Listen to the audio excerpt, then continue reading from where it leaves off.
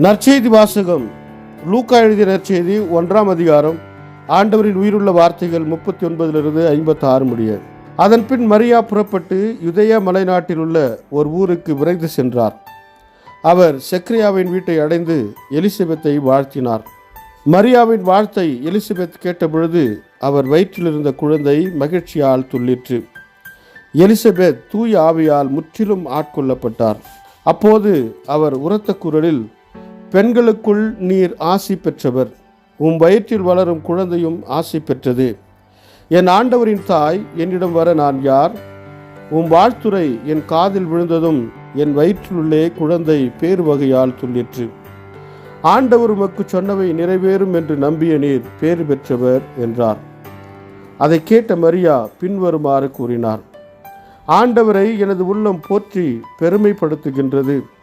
என் மீட்பராம் கடவுளை நினைத்து எனது மனம் பேறு வகை கொள்ளுகின்றன. ஏனெனில் அவர் தம் அடிமையின் தாழ்நிலையை கண்ணோக்கினார்.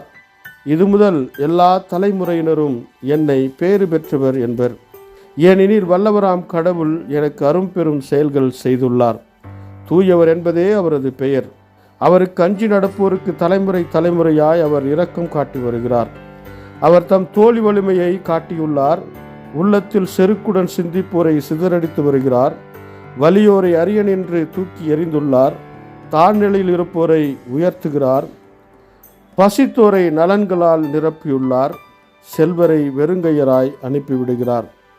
மூதாதையருக்கு உரைத்தபடியே அவர் ஆபிரகாமையும் அவர் தம் வழிமரபினரையும் என்றென்றும் இரக்கத்தோடு நினைவில் கொண்டுள்ளார்.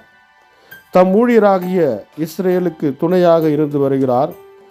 மரியா ஏறக்குரிய 3 மாத எலிசபெத்தோடு தங்கியிருந்தார். பின்பு தம் வீடு திரும்பினார். இது வாழ்வு தரும் கிறிஸ்துவின் நற்செய்தி. கிறிஸ்துவே உமக்கு புகழ்.